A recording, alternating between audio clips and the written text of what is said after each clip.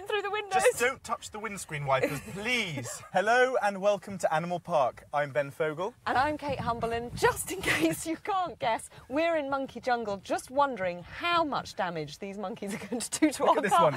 Just leave that windscreen wiper alone, please. We're entirely surrounded. Well, we have plenty of animal stories coming up on today's programme, including... Chandi, the white tiger, needs a major operation. It's touch and go whether she survives. You always got to keep your fingers crossed, but you've always got to bear in mind that the worst could happen. Jemima the giraffe is having a baby, but the birth is not going well. There are complications. You want 2 front legs first, but because it was only 1 leg out, we were worried that her other leg had been caught up behind her. And Henry VIII used to love it. Now I want to play the grandest game of shove halfpenny in the land. But first, we're going up to the Tiger House, where there's been some distressing news. Chandi, the white tiger, is ill. A couple of weeks ago, a lump was spotted on her abdomen. It looks like a mammary tumour, and it's growing fast. An operation has been scheduled, but while they wait, it's a tense time for the keepers. Good girl, good girl.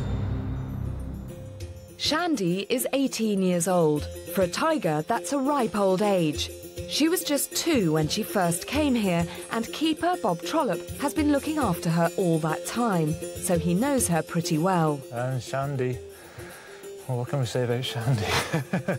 Chandi is our, put it nicely, I suppose, our less intelligent one. She seems to be the one that would chase the parked car, as opposed to sort of chasing the moving car. She's not an albino. Her colouring is a rare genetic mutation. White tigers were once highly prized by the Maharajas of India, but now there are only about 150 left in the world, so Chandi is very special. And we built them a snowman, and she took a liking to it, let's say. She was all round it, sniffing, climbing on it, jumping on it. And I think her claim to fame would be the fact that she must be the first white tiger to have a picture on the front page of the Times, which, you know, I don't read the Times very often, but, you know, it was a pleasure to see her on such a well-established paper. To be an ambassador for tigers and make the front page of a world-famous paper like the Times, then, you know, it's great, isn't it? But now Chandi's life is threatened. The tumour is dangerous enough, but the operation to remove it could be just as risky. We'll be back later when surgery begins. The proper word for a group of monkeys is a troop. But there's not much discipline or order amongst Longleat's troop of rhesus macaques. Feeding time has always been a bit of a bun fight. If the food was put down in a pile, the monkeys would squabble. So they used to spread it out all over. But that led to other problems.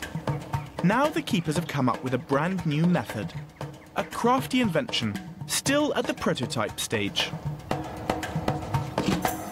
I've come up to Monkey Jungle to help Deputy Head Warden Ian Turner with the monkey feed. Morning, Ian. Morning. So, what's all this about then? Right, well, it's not a drain pipe. It looks like a drain pipe. It's a new device we've come up with for feeding the monkeys. OK, why do you have to use one of these? And literally because when we put the food down in the morning, the seagulls come and pinch all the food, or the buffalo come and pinch the food. Which are loitering around us. So how does it work then? Well, we've got this dry food which we give them in the morning, which is a primate cube, whole maize and the dog biscuits. And literally all we do is fill this tube up. Right. The monkeys put their hands inside. They can fit holes. in these little holes. Yeah. Their hands can get in, can they? Yeah, and the buffalo can't get the food, and the seagulls can't get in. Now, I've seen the monkeys with the cars in here. Do they not dismantle it? Can they not get the lid off? We've got a great big bolt we've got to put in once we've finished. Before you start, I hold the bag and you just, literally, the whole lot's got to go in. Fill it in there. OK. So the birds were a real pest, were they? Yeah, I mean, they were eating probably half the amount of food, so which obviously means we've got to put twice as much food down as the monkeys need, because the seagulls are taking it and the buffalo. And I suppose you could describe this as being enrichment for the monkeys as well, because when it's just laid on the floor, they can literally just pick it up, fill their pouches up. Yeah. Now it's going to take them a little bit longer to actually get the food, which obviously makes it better for them. And has it been working so far? Yeah, it's been to be fine.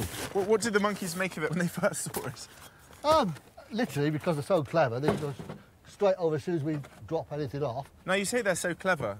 I mean, how far away from our sort of minds are their brains, if that makes sense? Very, very, very similar. Really? Yeah. One of the things we were worried about was they actually managed to undo all the nuts. Right. But we haven't Which you can't even put in. It's just getting the holes just right. Sure. That's it in. And were all these made kind of on site here? These Yeah, were all... and it is. It's just an old piece of drain pipe. The ends in and made holes in it. So how often do you actually feed the monkeys? They get this food first thing in the morning, which we're doing now, right. and then they get their fruit later on in the afternoon. Right. All we've got to do is distribute these around. Join us later to see what the monkeys make of their new breakfast dispensers. Chandi, the white tiger, is facing a major operation. She has a mammary tumour that must be cut out, and there's no way to know if it's malignant or benign until after it's been removed. Right now, keeper Bob Trollope is most worried about the anaesthetic. Last year, Kadu had to be sedated when her claws became ingrown, and the drug almost killed her.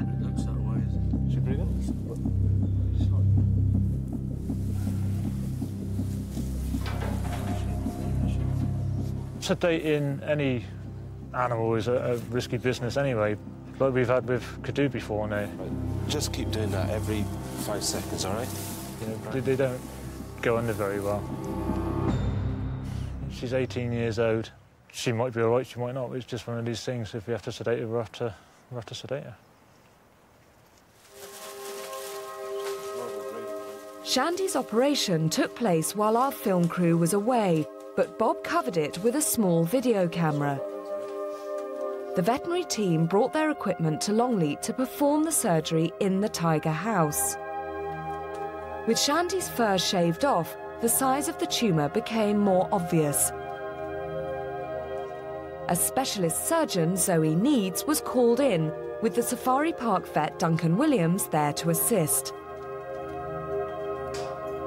Zoe is a very experienced surgeon, but of course she's more used to working on domestic cats. This would be her first major operation on a tiger. We tend to take the similarities between the cats and the tigers in the drugs that we'd use for them, the doses that they would have. And I would imagine also the behaviour of their tumours as well. Cats with a mammary tumour, they're pretty likely to be malignant, so it's a fairly good assumption that hers was going to be a malignant tumour as well. When we got out there on the day and she was actually sedated, it turned out to be, you know, a bigger lump than we'd expected, really. But it had to come off because it was ulcerated and she was bothered by it. If the tumour turns out to be malignant, then it could spread again from any part of it that's not removed. So Zoe had to be careful. But the longer it took, the longer Chandi had to be kept under anaesthetic. We had a nurse with us that was monitoring the anaesthetic very carefully. So she was able to tell us if the heart rate was coming up or if there was a bit more tone in the jaw than there was previously.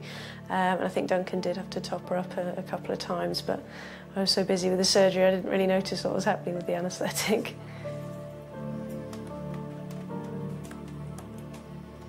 As the veterinary team worked on, the minutes ticked by.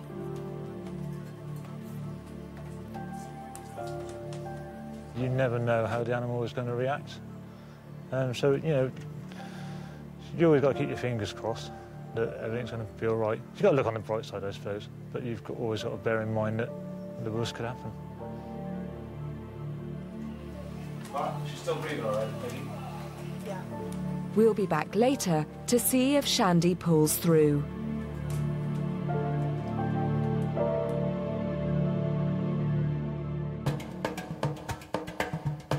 Back in Monkey Jungle, I'm helping Ian Turner put out his crafty new food dispensers. That is a bit of weight. And where are we going to take it? By that one up there. Okay. So you're constantly trying to keep on top of things here, I suppose, whenever you see that. To make it better for the monkeys, you know, so they don't just come down, just eat off a plate. Makes it a bit more environmentally friendly. I mean, it obviously looks a bit like a drain pipe, And just remind me how many monkeys there are in here? There's probably now, we've got just over 77 adults, yeah, but lots of babies, so there's probably over 120 monkeys in here. He'll be keeping an eye on us, making sure we're not doing anything. In fact, you can just see some little monkeys just over there. They're just waiting now. As soon as we move away, they'll probably be coming to that pipe. If we put the other one further down, right, we go down that way. And the birds definitely can't. And the birds can't get it. As you may notice, there isn't that many birds around. Yeah. So we've already put the birds off by doing this. Right. Because they realise they're not getting any food from the monkeys. But you'll see them. The monkeys are already coming over. Oh, yeah, already straight away. There they are, just over. You watch it. Puts his hand inside. Yeah.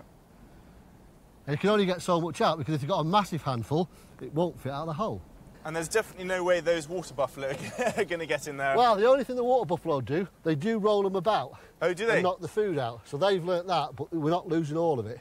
So it's working to that extent. Excellent. Well, Ian, thank you very much for letting me help you with that. And I think we should let the monkeys enjoy their food.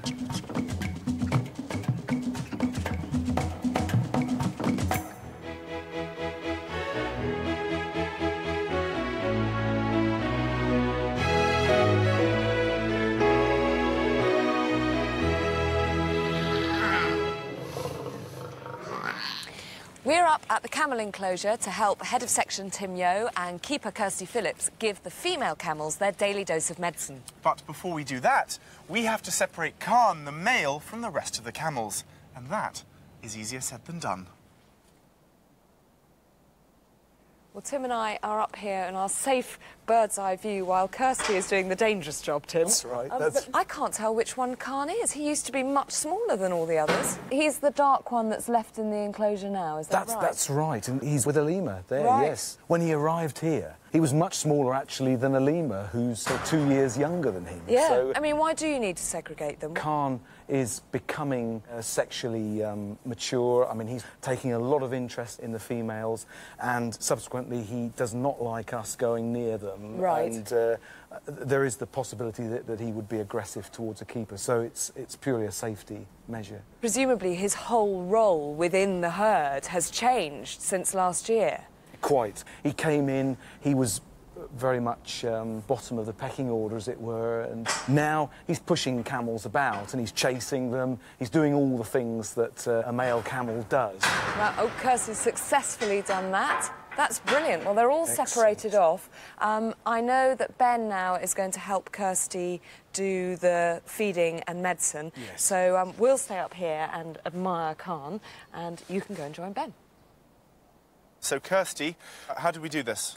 Scoop banana out of banana. OK. And then what I want you to do is put 1.5 scoops of the medication in OK. to the hollow bit. What's this medicine actually for? It's for the arthritis, so we've got 2 camels that we've got to give medication to every day. And the best way to do it is to hide it, is it, in a banana to ensure that they eat it? Yeah, they take it better in the banana because it tastes nicer.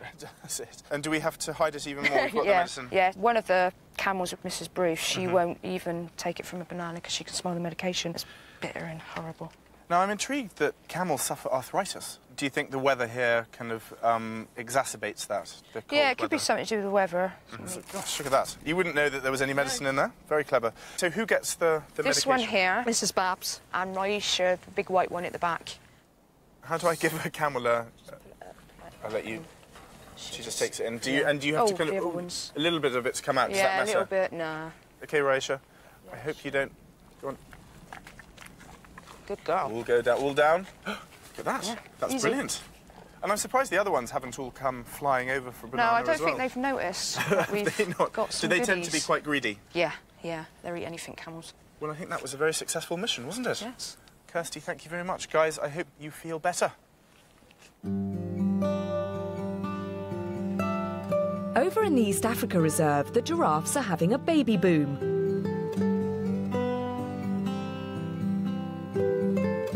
Recently, Jolly gave birth to her 9th calf, who's been named Eliza. Mother and daughter are doing well. But 3 more of the females are also pregnant, and the next due is Jemima. She's a nervous character, and this will be her first baby.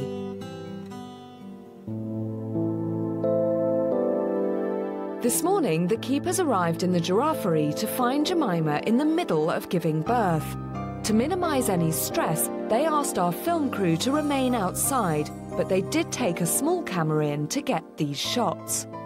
Keeper Ryan Hockley kept us posted with progress reports. The birth was not going smoothly. Ideally, you want the giraffe calf to come out with its 2 front legs first. But because it was only 1 leg out, we were worried that possibly her other leg had been caught up behind her, which obviously can lead to sort of troubles with mum and stress the baby too. The first thought was to try to do something to help, but Deputy Head Warden Ian Turner, who's seen dozens of giraffe births, decided to wait. There's always that thing in the back of your mind, is something not right? And literally, the trouble with giraffes is you can't sedate them to pull them out, because it's so dangerous sedating a giraffe that you'll be causing yourself more problems, and you've just got to be patient. But being patient's not always easy when you want to literally just go in, grab it and pull it out and help, whereas you can't always help. It's very, very frustrating. But a little later, the baby's other front leg did come out. The keeper in charge of the giraffes is Andy Hayton. Steady, girls. Most of the film we got was right at the end of the birth. We go in there and check them on stages. We'll go in and check, and then we'll leave them for half an hour, 20 minutes, and then we'll go and check again. And, you know, we had the 1 leg and then 2. And then we went from literally 2 feet and the tip of a nose to we went back in again, and she was right up to the shoulders, calf's head and neck and front legs hanging out. And then Jemima starts leaping around and basically shook the baby out almost, you know. So, yeah, it was very, very quick. Here we go, girls. Here we go, girls. There it is. It's all over. All over. The baby's fall to the ground seems alarming, but that's how giraffes give birth, standing up.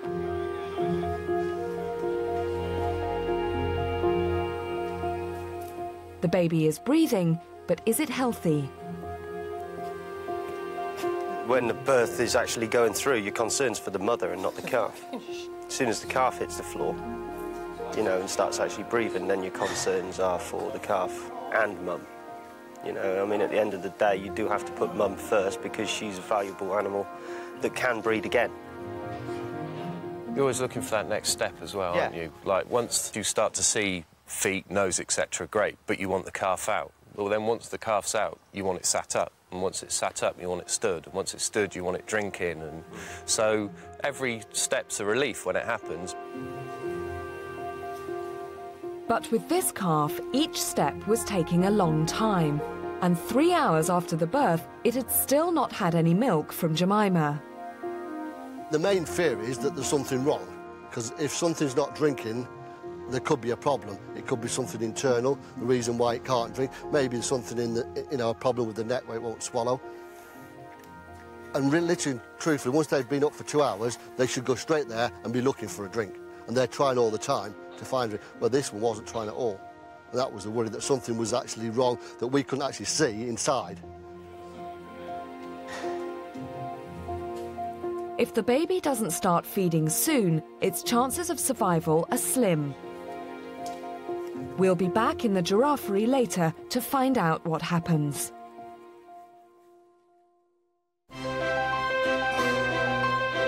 For over 4 centuries, Lord Bath's family have been filling Longleat House with all kinds of treasure. There's fine art, priceless antiques, and all the lavish trappings of great wealth. But there are also many intriguing items of historical interest. Curious artefacts of the bygone past. I'm in the Great Hall with House Steward Ken Windus, and we're looking at this absolutely magnificent table, Ken. It's just the most extraordinary piece of furniture. It certainly is, yeah. It's a shuffleboard table. They used to play the old game of shove 8-me on it. Right. It's 33 feet long. Wow. Originally, the planks were one from one end to the other. It's just stretched from one end to the other. So there would have been no joins in the planks at all? There'd have been no joins at all. There are joins in it now because obviously over the years it's been repaired, etc., etc. And why was it important not to have any joins? Well, obviously if you hit the coin, it needed to go as far as possible, which was the object of the game. Okay. If there was a join, it would have probably either jumped the coin or simply stopped it. So it would have ruined the game. So that would have been one tree, top to bottom? That's right. It came from the estate. It was built from estate timber. What sort of wood? It's oak wood. Right. It's built actually in the hall because it's too long to get through doors. I was going to say, I mean, how on earth could you have got it in? Yeah, so it was built in here? Yeah. And presumably it has to be a permanent fixture now, you can never get it out. We're, if you like, stuck with it being there. Which is a good thing in a way, because it means that, you know, it gets preserved. Absolutely. And the design, just looking down at these parts here, I mean, is that... Because I would have thought, looking at it, that it was a banqueting table, that it wasn't a games table. Does this sort of give it away, this sort of design? It does, here? because, of course, if you sat at it, you couldn't get your knees underneath because of the rails, etc. Yeah. These arches are actually an addition. They were put in probably 200 years ago. Right. But the bit modern, then. That's right, there's a bit of modern stuff there, yeah. But the legs and the rails themselves are original. It's a just amazing piece of craftsmanship as well, isn't it? It certainly is. And these here... These are the actual coins. Right. They're not actual coins that you would have spent. They were actually made for the game. So they're sort of like posh tiddlywinks? If you like, yeah. But they are silver. Yeah. And as you can see underneath, they're actually made aerodynamic, so that the actual rim is only the part that actually touches the table. And so they could almost skim like a hovercraft? That's right, yeah. I mean, you've seen these games at the fair, you can play that hover across the tabletop. Yeah. But you can see there, they're actually numbered, and each one has got a different number, as well as a different design, so that each player, of course, knew which piece was theirs. Did you flick them like tiddlywinks, or...? No, if I can show you here. Yeah. You actually place them on the end of the table here. Yeah. Right? And you'd have hit the coin. Yeah. And that would have obviously projected the coin up the table. Can I have a quick go? I'm afraid not. No, I mean, too valuable. It is, yeah. All right. It's very tempting, I must admit. It is, isn't it? But, no, the object of the game was to obviously get the coin as far as it could possibly go. Right. And with it actually falling off the table. I can imagine it being quite an addictive game, actually. Yeah, but there's a lot of money lost and won on it. So people would bet on it. It would be like like playing poker or something like that. Yeah. And I do believe that Henry VIII was into it. Oh, really? I think he really so got into it was very much a kind of aristocratic game, exactly, if you like. Yeah. And I think there was a law brought out where they actually stopped the playing of it because a lot of people spent too much time playing it rather than working and earning money. Well, I can see why I'm absolutely desperate to have a go. You're going to have to take me out of here, Ken, before I do. Thank you very, very much indeed. That is fascinating. You're welcome. Wow, look at that. Back at the Tiger House, it took the veterinary team just 20 minutes to remove the tumour from Chandi's abdomen. It was bigger than expected, the size of a large grapefruit. The operation was performed by surgeon Zoe Needs. She knows that Chandi's recovery is going to be difficult and dangerous. It was a pretty major operation. When we do those sort of surgeries on a large dog, that sort of thing, we'd be putting in drains and there'd be a lot of post-operative care required, but it's not possible with her because she's, you just can't handle her. So it was really a question of, stitch everything back up and keep your fingers crossed that it was all going to heal. Vet Duncan Williams will be overseeing the post-op care. The op went really well. Zoe was a great surgeon. She sort of whipped it off really quickly. I helped tie off her things and she sewed it up really quickly as well. So the anaesthetic time wasn't as long as it could have been, I think, and looked very bloody, looked very gory, but ultimately it went better than expected, I think. A few days after her operation, Chandi's looking brighter. Post-operatively, she's done really, really well because there could have been so many complications. There's a massive wound, on her abdomen, and she could have licked that, opened it up, because they've got such rough tongues, they just rip the stitches out if they lick them, and she's left it well alone, and it's healed up really well. She's looking great, really, considering what we found. She's looking really good just now, isn't she? Yeah. But Chandi's long-term prospects are not so good. Cancer is an insidious disease. The danger is, it's a mammary tumour, and this is obviously a sort of thing that's going to spread through her body. We think it's already spread up to the lymph node that sort of drains the mammary region, and the chances are it will spread around the body, and we will get sort of further complications as time goes on. It was a big concern when we were doing the operation, but to see her now, it's brilliant. And, we just keep our fingers crossed that, she keeps fit. Later in the series, we'll be following the state of Chandi's health, and of course keeping our fingers crossed too.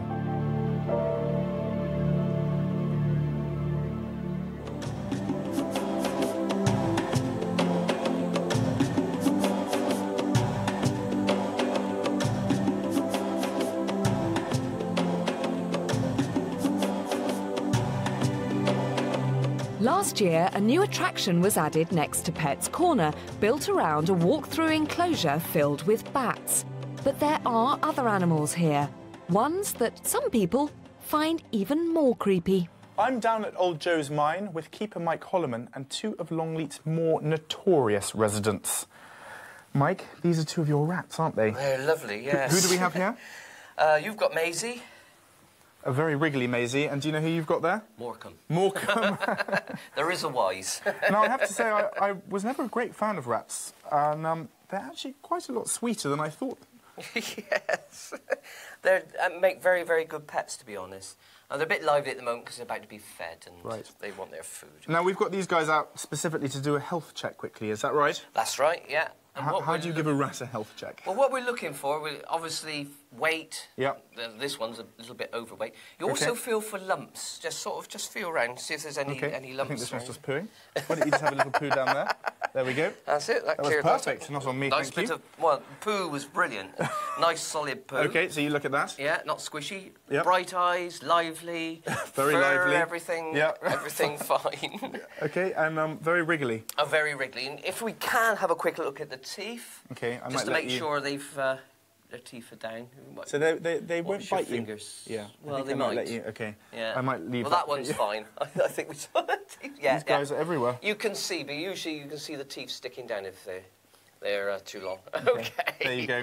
Right, come on then, girls. Let's pop you back then. OK. Well, while we put these guys back, here's what's still to come on today's programme. In Monkey Jungle, we'll be picking up some motoring spares left by the little vandals. Collecting pieces like this. It's moving day for the Chipmunks, so they've got to be caught, but they're slippery customers. And how Capability Brown turned the gardens of Longleat into the land of hope and glory. England's contribution to European civilization is houses like this and their landscapes. This is a cracker. Here we go, girls. There it is. It's all over. But now we're going back to the giraffe house, where Jemima has just had her first baby. The birth was difficult, and the calf was weak. After 4 hours, it had still not taken any milk from Mum. So the keeper in charge, Andy Hayton, decided to intervene. The calf was quite weak when it was born, so it wasn't actually getting to suck. It was up and wandering around, but it wasn't actually getting onto the teat, so we left it for about 3-4 hours, and then we thought we'd get it vetted. We'll just tube feed it with colostrum, which is the first milk, which has all the antibodies. It's the important one. We tube feed her with colostrum, just to give her that boost. She had the whole bag straight away. Swallowed it nicely, didn't sort of cough anything back up. We had a feeling that as the calf was moving around before we tube fed her, that she knew where she had to go, but for whatever reason at the time, she just wasn't choosing to drink. The milk will keep the calf alive through her first night, but that's not going to help if she doesn't start feeding from Mum. Ryan and Andy don't know what they're going to find when the next day dawns.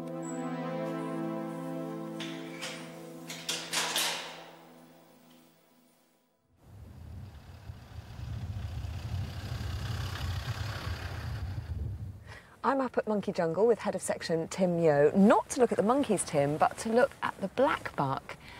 And I have to say, they are looking in really good nick. We never usually get this close to them. They're seeming very relaxed. Quite, Kate. You know, they get a bit nervous of some of the staff vehicles. Right. So this is absolutely wonderful, and we can see the little kid there with them, who's 4 or 5 weeks old now. And we're not actually sure at this stage what sex the kid is, because this was a first-time mother, and I didn't want to interfere at all, so I've left totally alone. When it passes urine, you can sometimes find out whether it is male or female that way. And now, presumably, looking at this group here, yeah, the male is the black one with the very large twisted horns, and that's what gives them the name, because blackbuck doesn't seem terribly appropriate to the females. Exactly. He is the herd male at the moment. This black comes with sexual maturity, and when the testosterone level is up and active, he gets this lovely black jacket. But that can subside. It can go to a much lighter coat with the appearance of the females there. So how quickly might you expect the fawn, the baby, to take on either male or female characteristics? Is it sort of many years before they reach sexual maturity? It's not really. I mean, at a year old, a male kid would be sexually able to reproduce. Right. He can still live within the group, can he, quite happily, without him being too threatened by the other male? Well, we do get problems, unfortunately, with too many males in the group. Sometimes you can get a bit of a split where a male manages to break away. So that one will take one group of females and the other will take the other. And it depends a bit on the group buck as well as to whether he accepts other males in the near vicinity. Right. So we can it's a sort of wait and see process, isn't it? Very much so, yes. But I mean, really exciting, and they're such exquisite antelope. Where would you see them in the wild if you were lucky enough? India would be... These animals are sacred in that part of the world. People allow them to feed on their crops, I believe, because they are sacred, and they will leave them. They're absolutely exquisite. It is great to see them, because, as you say, I mean, they are very shy, presumably because they're preyed on by a lot of things. Yes, I believe they are, and I think they've been hunted as well, which has been a large factor in their demise. That here they are very shy, yes. Even if they know that there aren't any predators here to get them. They tend to like this top end of the monkey jungle, but if they're disturbed, you know, they'll shoot off at great speed. And, well, I'm really glad that we're not disturbing them at the moment. Tim, thank you very much, and please keep us posted on how the fawn gets on. Certainly will. Although Longleat House looks much the same today as it would have done when it was built over 400 years ago, the surrounding grounds have changed out of all recognition. Keeping it trim nowadays requires the efforts of only 13 gardeners, ably supported by a flock of sheep. But at one time, the gardens were far more elaborate. The earliest record is a painting by Jan Siverex, which shows how the place looked in 1675. Archivist Kate Harris thinks there's a lot to be learnt from the picture. From a garden history point of view, it's quite interesting because it shows both continuities and discontinuities. It shows continuity in the sense you've got two fountains out front, just as we have now. You can see that somebody is arriving in a very grand coach, and the staff are coming out to formally greet and escort them into the house. Quite an animated place.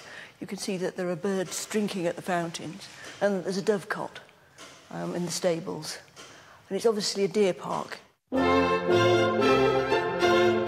Over the next 40 years, the gardens grew into a 70-acre formal Baroque landscape, inspired by the gardens at the Palace of Versailles.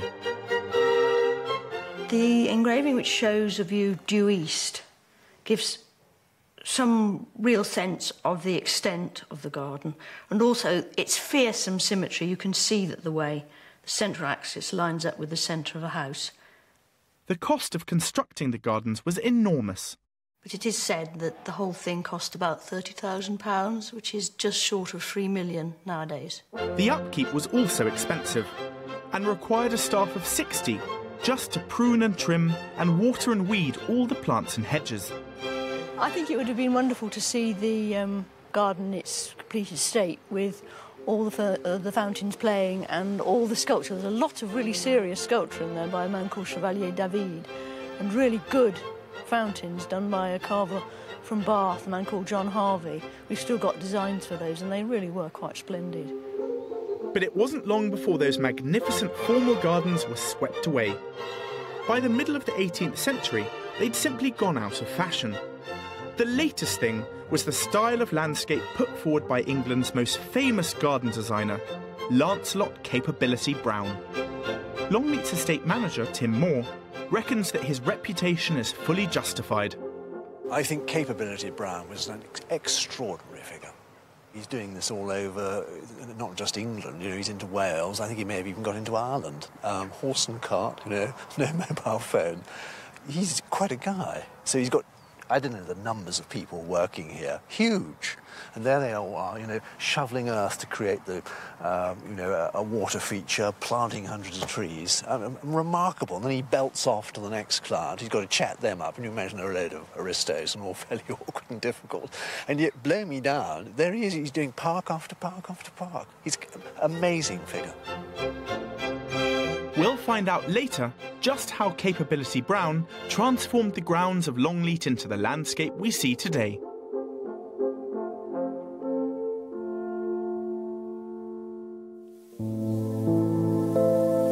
Jemima's new baby wasn't suckling from mum, so she was given substitute milk and left for the night.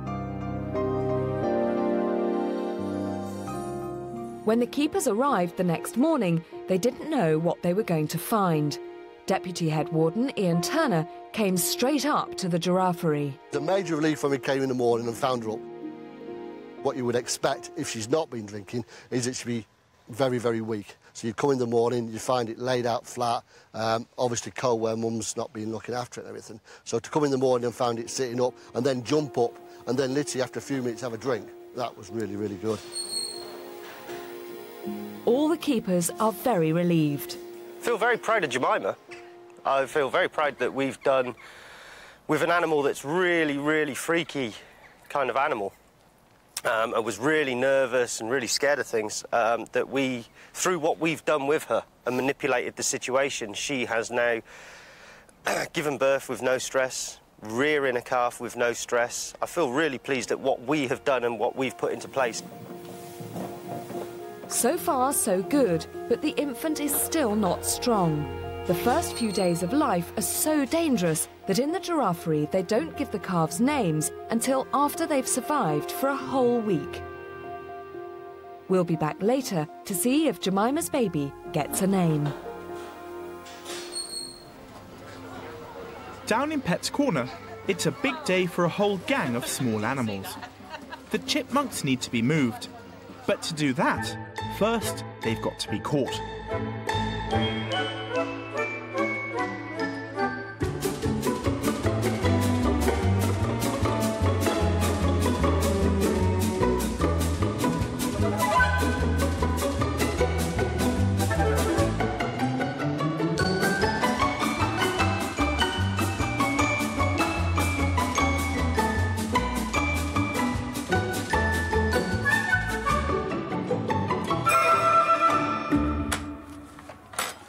I'm down in Pet's Corner on a very important mission. I've come to catch up with Keeper Val McGruver and Head of Section Darren Beasley. Now, Darren, why on earth is Val hiding in here like a display animal? We were going to sell tickets, actually. There's a new exhibit. No, what we're doing is we've had our chipmunks in here over winter. Right. Partly because they hibernate and partly because we wanted to do some work on their lovely aviary. OK. Now we've been catching them and putting them in, but it's been taking us a little while, I'm afraid. OK. What are these for? Yeah, I was told on strict orders to bring them, and I promised they're not smelly. Thank goodness for that. We've heard about your trainers. Basically, our chipmunks... Well, I'll show you later on. We'll go around and I'll show, because they love socks. OK, I'll keep these safe in my pocket. So we've got to catch the remaining chipmunks, do we? Yeah, Val's been busy catching them for us. She's having a bit of a breather now, because we've only got 7, but they run like Linford Christie, they really do. And look, we've had to call in the emergency net. They have powerful... Is that what we left this in overnight by mistake, you know, and look, they've chewed it straight the way down, all around here. They obviously don't want to be... Mental note not to leave my fingers too near them. If I give this to Val. Hi, Val. OK. Hello. Hi, Val. Okay, so Val's gonna try and catch them. So, they've been hibernating in here, have they? Well, yes, sort of. Chipmunks, they will go to sleep. They will go to sleep for the winter if the weather gets too cold. Right. But basically, we wanted to do some work on their aviary as well, and it's almost impossible to do with them in there. Oh, he's in. He's in. That was very quick. That was what we call a lucky. Oh, you've got him. Where do we want to put him now? We'll put him straight in the box first. Okay. You run into the box. That's amazing. I suppose you never really know how they're going to react, do you? No, it's nice when you think you can plan. Thanks, Ray. I'll watch that. That's fine. You can plan to catch these things. I mean, we thought this would be a quick 10-minute job this morning, because we've done it quite often. Yeah. But in fact, it's been taking a little while. Really? You know, we're in a confined space. This is a heated tank we've had them in, and it's Do they need heat? No, I mean, they're fine out in the aviary, but we've had a very cold winter again with the snow, and we didn't really want them to go to sleep if we can help it, because we want to get them back in their aviary if we can. Of course. But of course, having done the work out there, now they've got to go back and... How's Val doing? Oh, here he comes, here he comes. Well done. You are very quick. Let me get that. Are you ready to pop him in? I can play for the national team there, look at that. In you go, mate. Brilliant. Thank you, guys. Val, well caught. Darren, well captured. Right, so where are we taking them now? We're taking them around to the chipmunk aviary, okay. So it's all done. I'll chuck them down here. Join us later to find out what possible use the chipmunks could have for my old socks. It's hard to believe that the landscape of Longleat Park is largely man-made. It was designed by Capability Brown in the middle of the 18th century. He swept aside the old gardens to create what we see now. Tim Moore is the estate manager today. 70 acres of formal Baroque gardens running from the house up towards the safari park, so straight in front of it where we are now. And they're very formal, clipped low hedges, water features, fountains. That just goes, you know, no rushing off to English heritage or bothering the local authority. It's out. We don't want it. We want Mr. Brown, and we want a stunning pastoral landscape. Think of the commitment and bravery of the Thin of the Day, who blitzed that lot and created something he couldn't see, and he had to rely purely on Brown's vision.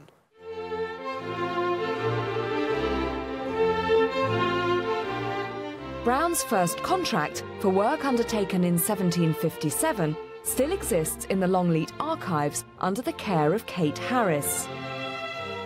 So it starts off by saying to alter and take away the terrace on the east front. Goes on to talk about taking out the sharp turns in the Serpentine. And all these water features and lakes were dug out by hand. An army of workers laboured for years with nothing more than shovels and wheelbarrows. It cost a great deal of money. It puts you very close to the events when you see Capability Brown signing his name to his fee for the particular year.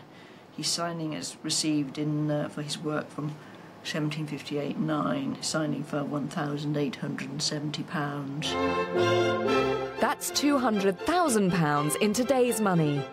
Brown's big idea was to create an idealised vision of the pastoral landscape, a perfect view of a perfect countryside. Central to the concept was the planting of trees, rather a lot of them. In the first planting record for beginning in October 1773, we've got clumps in the park, 300 ash, 38 larch, 400 Scotch fir, 3,000 birches, 1,000 beech trees, and clumps as well on Park Hill. They're keeping a running note of what they're achieving annually, and each one concludes with a total. So in the 1773-4 season, they put in 91,258 trees. By 1784, more than 500 acres of trees had been planted, which would eventually change the Longleat landscape forever, though not in Brown's lifetime.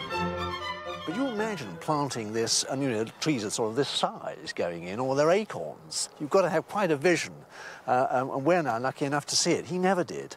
I'm just full of admiration for somebody who could create something as magic as this. And you could say, you know, what's great about England? Well, apart from all the battles and all that sort of thing, what is really great, and England's contribution to European civilization, is houses like this and their landscapes. This is a cracker.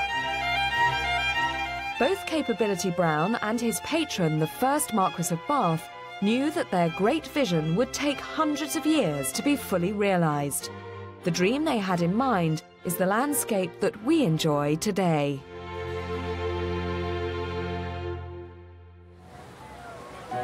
But you can't help wonder what Capability Brown would make of this. His hand-dug ornamental lake is now home to a couple of African hippos and a breeding colony of Californian sea lions. Last year, a new lakeside beach was built especially for the sea lions, and now I've come down to see what they're making of it. Well, I think the only things that are going to appreciate being on a beach in this weather are the sea lions. But this beach is fantastic, Mark. I haven't seen it before. Yeah, it's not too bad. It sort of turned out better than I thought. It's worked really well, and they obviously seem to really love it. Yeah, they've been coming up on the front quite a lot. They're not sort of sleeping on here yet. Right. We're getting there. So is that the general plan? What are you hoping? How is this going to make it different for you or for them? Well, we were hoping that, obviously, to make this their sort of safe area away from the public where they could give birth eventually. Yes. But at the moment, it's trying to keep them away from their sort of old habits and their old places. So having to encourage them here, and is that why you now feed them from here? Yeah, we do our sort of vitamin fish feed here in the mornings. Right. Just to get them used to coming up. Okay. And they're getting a lot better. So these fish are full of extra vitamins or something? Yes, we give them supplement their diet with sort of vitamin tablets and salt tablets as well. Right. Shall I start throwing some of these I'll out do as those well? ones if you'd like to do these ones. OK, fine. Then I can be a bit more specific. All right. So that each one's get kind of specific amounts of minerals and things. And why is that important? Because, I mean, you know, they live in a huge lake which does have fish in it, doesn't it? It does, yes. So why do they need supplements? They are a natural saltwater animal. Right. And obviously living in fresh water, we need to supplement their diet with the salt. Of course. So that's how it works. Yep. And obviously they thrive on it. Yeah, they do absolutely fine on it. Now, we're coming to the time of year, as you said, about giving birth. Have you got any pregnancies this year? I'm fairly confident we have. If you look at Lindy here and Jojo... They are both quite large, aren't quite they? large, yes. So, when do you think? Well, they always give birth at the same time every year. Right. And you can normally, within a day or two, get their date spot on. Yeah. The first one to be due would normally be Celia, and she's sort of about the 26th of May. Right. And then they all sort of fall in after that within a couple of weeks. And hopefully they'll give birth here, will they? Is that the idea? That's the hope. Either here or in the pen next door, I wouldn't mind. Right. But preferably not on the front of the gorilla house like last year. Which was a bit awkward, to say the least. But you have a particularly successful breeding programme here, don't you? I mean, I think you've had pups every year that I've been here. Yeah, I think we only had a couple of brief spells when we didn't have a male that we didn't breed, but every other year we have bred. And do you think the success is a lot to do with diet and environment? I mean, by having lots of space to exercise well and... I think it can only help. You know, obviously, you know, apart from the addition of salt in the lake, everything's probably as near natural as you could get for them. Yeah. There's fish for them to chase around in the lake. It's a lovely, huge area. There's not really much they're missing out on, to be honest, apart from sun. I know, we could all do with some of that. Well, they're looking great. And I mean, the biggest treat about being here is I don't think we've ever actually been this close to them before. It must be very good for you for being able to keep an eye on health checks and that kind of thing. Yeah, it's much better because obviously before they were just swimming around in the water, you couldn't actually visually see them particularly well. Yeah. But now they're actually coming up onto the side, you can obviously see them perfectly all over, see if there's any cuts, anything like that. And for me, I mean, it's great to just get a really good look at them because you kind of, as you say, you don't see them usually out. I mean, how different are they from seals? Because that's just a classic mistake everyone makes, isn't it? That they mix up seals and sea lions. Yeah, well, the obvious ones, sea lions have external ears. Right. And seals don't. Yeah. And seals have much shorter flippers and they sort of shuffle along on their belly, whereas sea lions can sort of pretty much run. So, yeah, they can. They can move incredibly fast. Well, here you are. I'm going to give you last bits of fish. Thank you so much, Mark. No problem. Will you keep us posted with the pup situation? Absolutely. Thank you. Yes, no, it's coming. Here you are. There. Back in Pet's Corner, the chipmunks are bound for their summer quarters. So this is where we're going, is this? Yeah, this is the chipmunk aviary. Right. We've done some work on it this year and basically kitted it out after its winter rest. OK, so we're all OK going in here? Val. Yeah, that's fine, yep. You sort of have a vacuum lock to each yeah, to make sure that... Right. Safety porch, if you just carry on in. How many chipmunks are in here now? We have 7 chipmunks in here now. Right. So there's 5 plus the 2 you've got in there. OK. And as you can see, it's straight into it. What we'll do, Ben, yep. evidently you've got those wonderful... Look at that. socks for me. Do you think they'll approve? I think they'll certainly see them. I still don't know what they're for, exactly. If you look behind me, on the wall, yep. we have a wall of socks. And it's not a missing ads for socks that the washing machine have spat out on Ian. Basically, what Val's done is she stuffs some hay in some of these. Right. And then what we do is we release the chipmunks in here and they use them as beds. They sleep in them because chipmunks actually are ground-dwelling animals that run up trees, but right. they live in holes, they live in burrows, they live in the roots of the trees or anything. So in theory, there could be some chipmunks there hiding in... could well be. Quite often when we're in here, you give them a little squidge. Yeah. Oh no, we're all right. Yeah, and there is sometimes somebody in really? there, and out they come. That looks like a very comfy bed, I have to say. I mean, they are. I mean, in fact, if we swap this one, if we grab a bit of hay off of Val, right. Should we take some of that? Just Thanks, Val. Rip a bit of hay out of there, and basically, that much? Yeah, stuff it in. They will move all sorts in there as well. Oh right. So it's almost like a nest, really, for. Totally. And they'll store some food in there. All the way down to the bottom. Yeah. And any bits of dry leaves and stuff. Right. I don't know if it's possible to try and hook it on there. You might have sure to rip the sock. We go careful with some types of sock. We've got these very elasticated bits in. These aren't too bad. That's all right. That's great. That should be okay. That's it. Home from home. I should be an interior designer for the chipmunks, I think. Well, do you want to literally let these out and see how it goes? Okay, thanks. Shall I literally just open up? Yep. Like that. Are they there? Ta-da! Hello, guys. Welcome to your new home.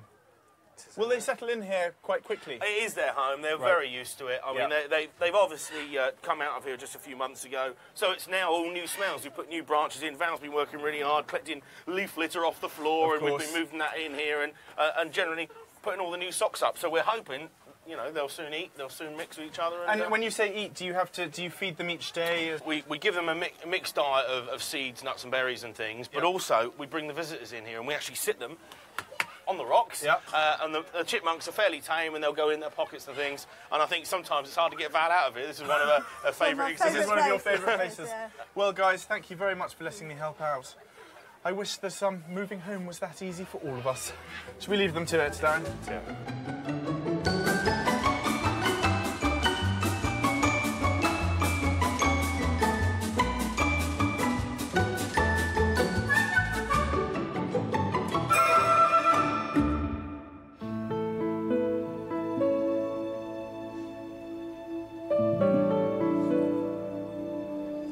It's now been a week since Jemima had her first baby.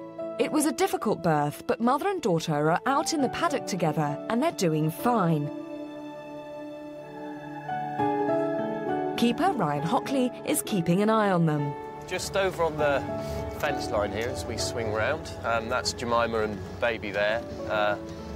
If we're lucky, she might just have a drink while we're here. But as you can see, you know, they're the perfect sort of relationship you're looking for, you know. She's a protective mum, but not overprotective. And the calf, she wasn't as strong as Jolly's calf when she was born. We always felt that Jolly's calf just came out a total bruiser straight away. But she's more on the delicate side.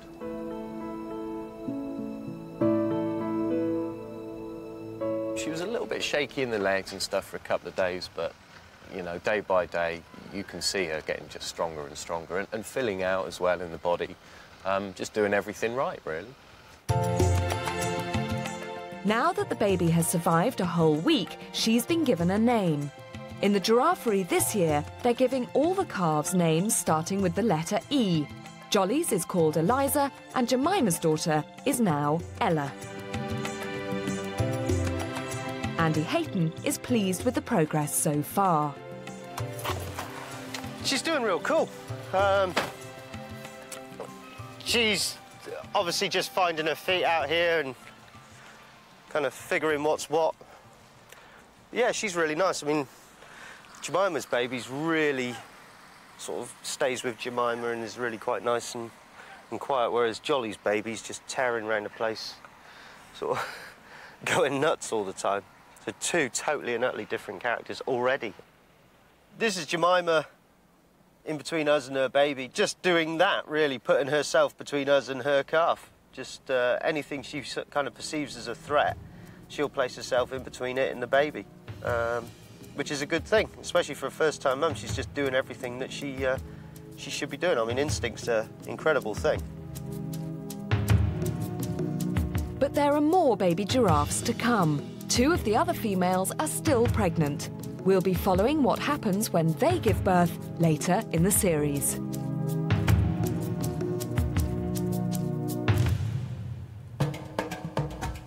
Earlier, the monkeys were up to their old mischief, but our vehicle escaped intact.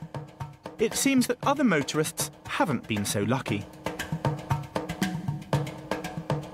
Kate and I are up in Monkey Jungle with Deputy Head Warden Ian Turner, and we've come to help out with one of the last tasks of the day, which involves looking around and collecting pieces like this. That's probably one of many.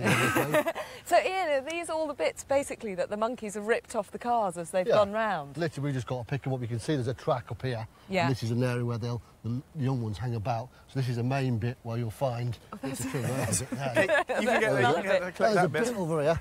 And, Ian, obviously we have to wear gloves just because Literally it's a bit messy because the in here. monkeys have done all the business on them and made a mess of them, so you don't want to get that all over your hands. But say this is an area where the babies and young ones hang about, and literally it's just fun. You just take them off the car just for a bit of fun. You know, I think we could almost make a whole car in a minute. Placing all these together. Do they have a sort of particular favourite bit of cars that they go for, or...? Not really, it's usually just a bit of fun. They start off on a little corner and then just let rip and just enjoy themselves, really. What's the strangest thing you've ever found in here? The biggest and the strangest thing is when they used to do the vinyl roofs and they took the whole vinyl roof off the top. And that was a massive sheet. So bad that the people in the car couldn't seem to drive. They just took the whole lot off.